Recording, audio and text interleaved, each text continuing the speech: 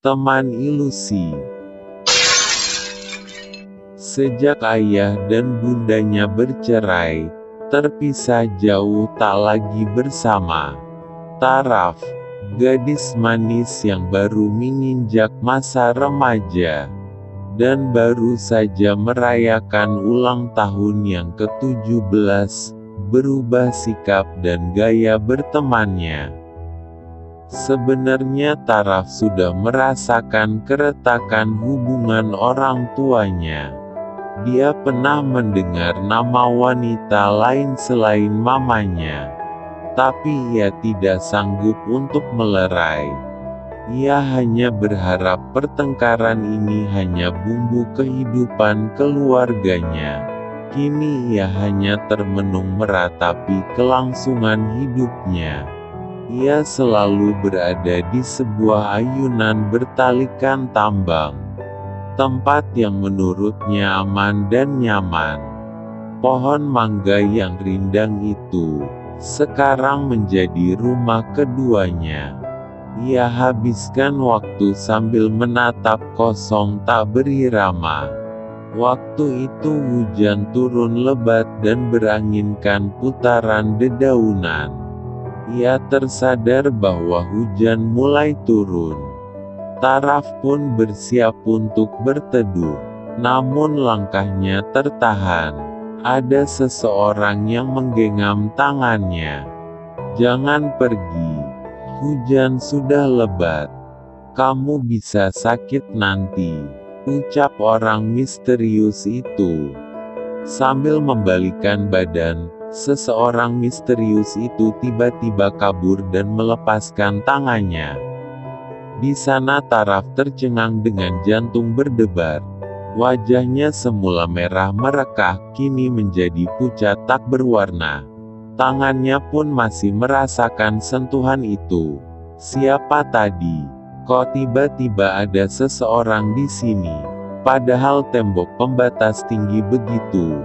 Ia bertanya dalam hati. Taraf bertanya-tanya dalam hati.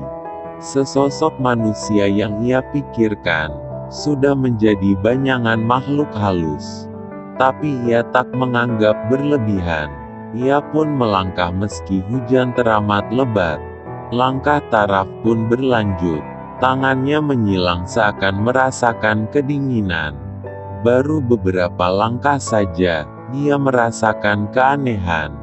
Kepalanya tak basah, padahal deras hujan bertubi-tubi membasahi bumi. Taraf kali ini merinding. Perasaannya tak enak. Lalu ia berusaha membalikkan badannya. Ia melihat seseorang tadi dengan payung di tangannya. Wajah orang itu tak nampak. Berkat jaket kulit berwarna hitam serta topi dengan warna yang senada dengan jaket, melekat di badannya. "Hai, siapa kamu? Dari mana asal kamu?"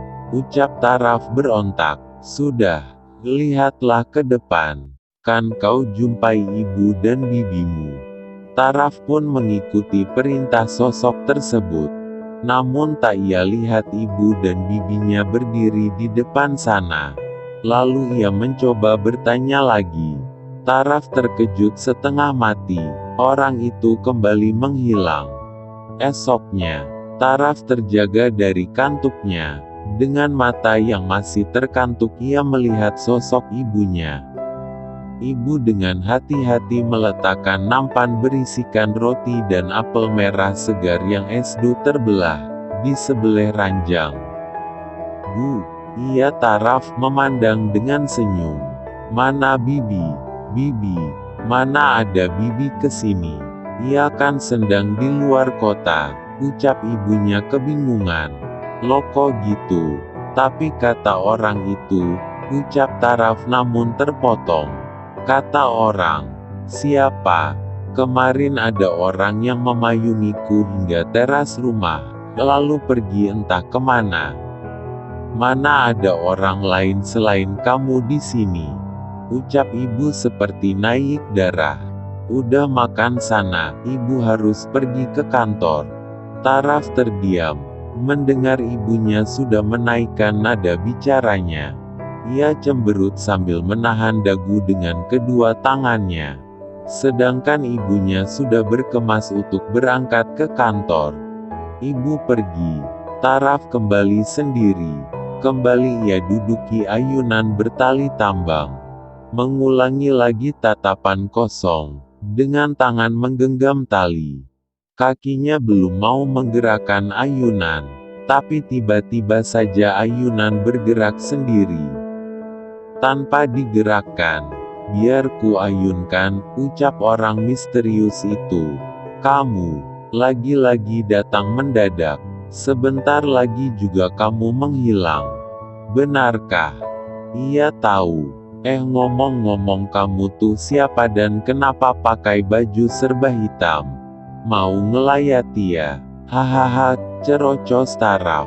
Emangnya kamu harus tahu? Iya, kamu kok judes amat. Samba membalikkan badan. Ya begitulah aku.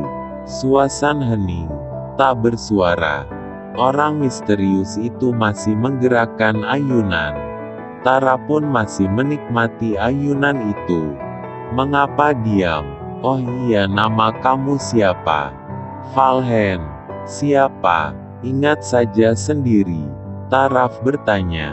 Hei, bagaimana kamu tahu siapa namaku? Namun sebelum pertanyaan itu terjawab, sosok misterius itu sudah tak berada di tempat di mana ia mengayunkan ayunan untuk Taraf. Ayunan pun terhenti. Rasa penasaran yang begitu kuat dari dalam diri Taraf membuat ia mencoba mencari manusia misterius itu. Ia mencari di antara semak-semak, lalu di belakang garasi hingga rela menaiki jenjang demi jenjang anak tangga, untuk melihat keadaan di balik tembok yang tingginya 2 meter itu. Siapa sih kamu? Valhen, teriak Taraf menggema. Taraf lalu mengayunkan langkah ke dalam rumah, dan ia dapati sebuah foto tergeletak di lantai, meski ia tak berpikir mengapa bisa terjatuh. Ia melihat seseorang dengan rambut agak keriting berjanggut tipis, mengenakan baju warna biru dengan kata Valhen bergaya font Algerian. Oh, hari yang berta bagi Taraf. Ia merasa mual dengan kejadian ini. Tentang si misterius dan Valhen yang ia ucap, Tara pun rebah, terkapar di lantai teras. Belum sadar akan keadaan anaknya kini, membuat ibu gelisah. Sambil berharap-harap cemas dan menunggu dokter yang masih memeriksa keadaan fisik Taraf. Anak ibu, cuma kecapean. Saya beri resep ini. Silahkan ibu membelinya di apotek. Tapi dok, anak saya tak mengalami penyakit mematikan. Ah, ibu mengada-ada saja. Taraf hanya kecapean saja serta butuh istirahat. Dokter pergi. Ibu segera membeli obat sesuai resep yang diberikan dokter. Taraf terbangun. Dia jumpai rumah dengan keadaan kosong. Kepalanya masih terasa pusing. Taraf coba duduk dengan menyandar di kepala kasur. Mencoba memandang bebas apa yang ada di balik jendela. Lalu ia melihat seseorang duduk di ayunan. Lalu berdiri dan memutar badan. Melangkah dan menghilang di balik pohon. Ia seakan terkejut saat Taraf melihatnya. Taraf bangkit dari kasur dan segera keluar. Namun sayang langkah Taraf terhenti ketika ia sadar ada ibu di depannya. Kamu mau kemana?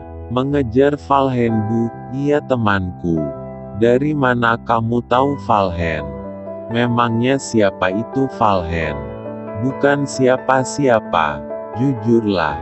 Dia sosok misterius yang menemaniku akhir-akhir ini. Apa? Oh begitu jadinya. Tragis sekali hidupnya. Ya, dia dulu anak tiri ibu. Ia kakakmu. Ia pernah ingin membunuh ibu, ingin menusuk ibu.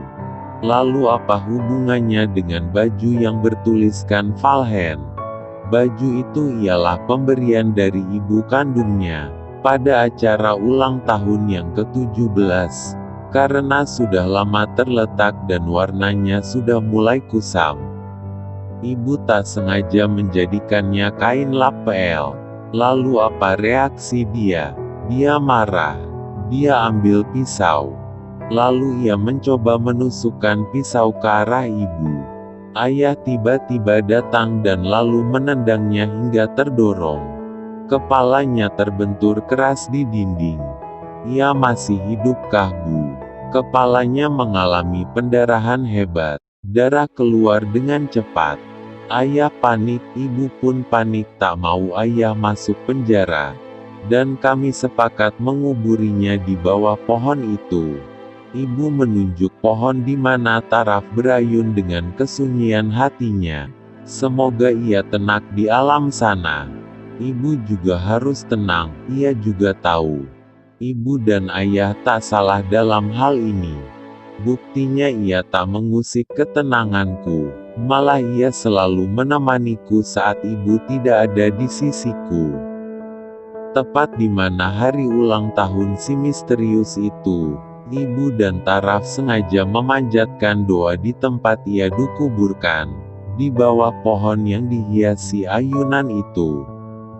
Dan berharap semoga arwahnya diterima di sisi Tuhan. Saat Taraf mulai pergi menjauh dari pohon itu, ia mendapati si misterius itu tersenyum. Karya Yonanda Dharmawilya.